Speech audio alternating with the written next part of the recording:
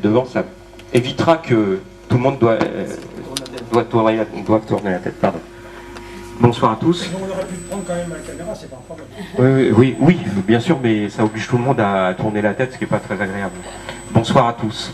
Avant que j'oublie, Philippe Dallier, que tu avais invité gentiment, ne peut pas venir parce qu'il a des obligations sur sa ville en tant que maire. Donc il s'excuse, mais les sujets abordés avaient pour lui de l'intérêt.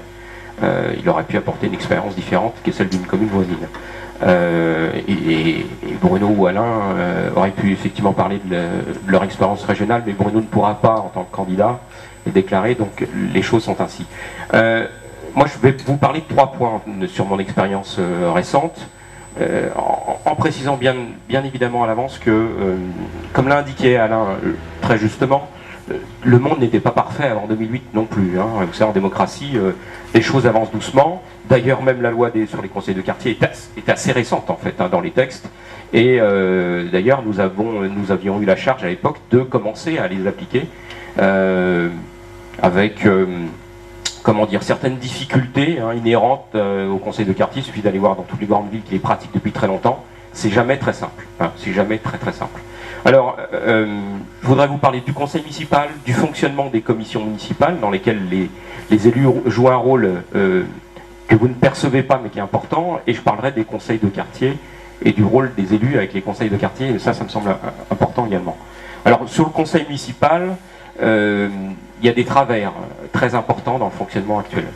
Le plus grand est qu'en fait le maire ne traite pas à égalité l'ensemble des conseils municipaux. Or, la loi, les textes qui régissent notre conseil, disent clairement, et la jurisprudence également là-dessus, disent clairement que tous les conseils municipaux élus, qu'ils soient de la majorité ou de l'opposition, sont tous élus au suffrage universel et que donc ils possèdent tous au conseil les mêmes droits les uns que les autres.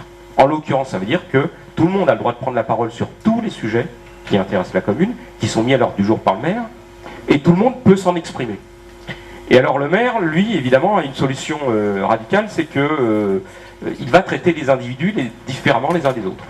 Et donc, il y a des gens qui vont avoir 2 minutes de temps de parole, d'autres 5, d'autres 10, avec des règles, évidemment, qui sont à géométrie variable, qui veut, par exemple, que, pour ceux qu'on peut suivre l'ensemble des conseils municipaux, ou quelques-uns, que, généralement, le maire, à lui tout seul, va s'octroyer 30 minutes quand il en donne 5 aux autres, et qui va autoriser évidemment ses adjoints à justifier pour 10 minutes, ce qui n'est pas normal. Mais voilà, donc il y a un déséquilibre patent de temps de parole qui là n'est pas conforme à la règle. D'ailleurs, la règle interdit au maire, par avance, et y compris dans le règlement intérieur, de minuter le temps de parole. C'est-à-dire le législateur a pris soin de dire: si je dois m'exprimer 5 minutes sur un sujet d'importance, ou 10, je peux les prendre. Et le maire, lui, essaye, et dit au début de chaque conseil municipal, dit de façon orale, on va se limiter à ça. Et l'un des derniers conseils de ce printemps, où je vais encore rappeler la règle, je lui ai dit, mais écrivez-le dans le règlement intérieur, et il a bien gentiment dit, mais vous savez bien que je ne peux pas l'écrire, c'est illégal. Donc il s'autorise. C'est ça qui est très impressionnant. Il s'autorise oralement à édicter une règle pour les autres, pas pour lui bien évidemment, qui est illégale, mais il ne va pas l'écrire parce que sinon il serait refusé au tribunal administratif. Voilà. Et juste une fois où dans un conseil il nous a écrit en préalable que notre temps serait minuté, le préfet l'a rappelé à l'ordre. Il faut dire que j'étais intervenu auprès du préfet pour qu'il le rappelle à l'ordre. Donc pour vous dire que la loi est à géométrie variable dans ce conseil municipal.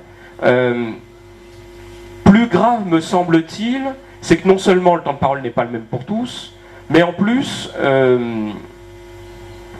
si vous prenez la parole pour parler sur un sujet, qu'Alain Boulanger vous répond, et que dans la réponse d'Alain Boulanger, il y a quelque chose qui vous chagrine, parce que vous pensez qu'il a été malhonnête dans sa réponse, il y a quelque chose qu'il n'a pas dit, ou qu'il a travesti, que vous voulez rectifier, vous n'avez pas le droit. Vous avez le droit à une prise de parole. Donc vous imaginez bien évidemment que ça ne s'appelle pas un débat. Ça s'appelle simplement des prises de parole qui s'enchaînent les unes derrière les autres, mais pas un débat. Donc le conseil municipal n'est plus une instance de débat. Et ça, c'est dommage, bien évidemment, puisqu'on voit quand même parfois des choses qui sont d'importance et qui ont surtout une importance pour la vie quotidienne de chacun d'entre nous. Et donc, s'il n'y a pas de débat, c'est un peu dommage. Alors, on peut se dire, le débat, on pourra l'avoir lieu avant, dans des commissions de travail municipales qui existent, qui sont là aussi cadrées par la loi, et sur lesquelles l'opposition comme la majorité peut donner son avis. Mais il se trouve que dans ces commissions municipales, alors il y en a sur l'urbanisme, il y en a sur les finances, enfin il y en a sur tous les grands sujets de la ville, bien évidemment. Et quand vous vous rendez dans ces commissions, enfin moi je m'y rends dans 99% d'entre elles, parfois nos obligations professionnelles nous en empêchent évidemment, mais je m'y rends quasiment tout le temps. Il m'arrive même parfois d'être seul. C'est-à-dire parfois il arrive qu'il n'y ait quasiment pas de membre de la majorité, ou alors qu'il n'y en ait qu'un seul et qui ne connaît aucun des sujets qu'on va aborder le soir même. Je vous le dis parce que c'est une réalité, ça m'est arrivé. Donc là c'est une commission qui dure un quart d'heure de discussion tout, sur le temps qu'il fait, et puis c'est tout. Voilà. Mais dans ces commissions-là, globalement on voit, et on va discuter de la délibération qui va être posée au conseil municipal, mais sur le fond de la délibération, c'est-à-dire des informations complémentaires qui pourraient nous amener à juger que c'est bien ou pas bien, ou même à changer d'avis. Ces informations ne nous sont pas fournies. Je dois même dire que la plupart du temps, sauf pour un adjoint que je ne citerai pas pour ne pas avoir à citer les autres adjoints qui ne font pas le travail, mais il y a un adjoint de la municipalité qui, dans la commission dans laquelle je siège, fait son travail d'information, c'est-à-dire il répond aux questions, il donne les informations, et donc vous pouvez juger en conscience de ce que vous allez voter, et rapporter à vos petits camarades qui eux ne sont pas dans cette commission parce qu'ils siègent dans d'autres, que si finalement il vaut mieux voter une nouvelle peinture ou ceci ou cela, on peut parfois changer d'avis. Hein. Mais là, la majorité du temps, il n'y a pas d'information, ils se contentent de prendre les questions qu'on pose. Donc si vous voulez, le travail préalable n'est même pas fait.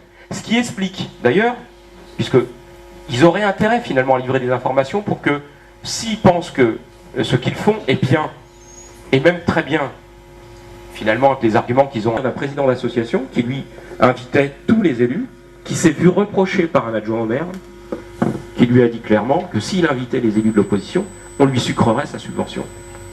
Et ce que je vous dis est vrai. Et je terminerai par un autre point pour vous dire à quel point parfois ça va. Et vraiment, je le dis parce que c'est vraiment outrageant. Il m'est arrivé une fois de croiser une femme dans la rue, que je connaissais évidemment, et qui avait perdu quelques semaines auparavant son mari. Et qui m'en parle, et j'étais pas au courant, et qui me dit « Mais je comprends pas, les faire-part de décès ont été déposés pour vous en mairie. » C'est-à-dire que même les faire-part de décès, ne parvenaient pas aux élus de l'opposition. C'est vous dire si c'est vraiment outrageant. Voilà. Je m'arrête là sur la façon dont on est traité.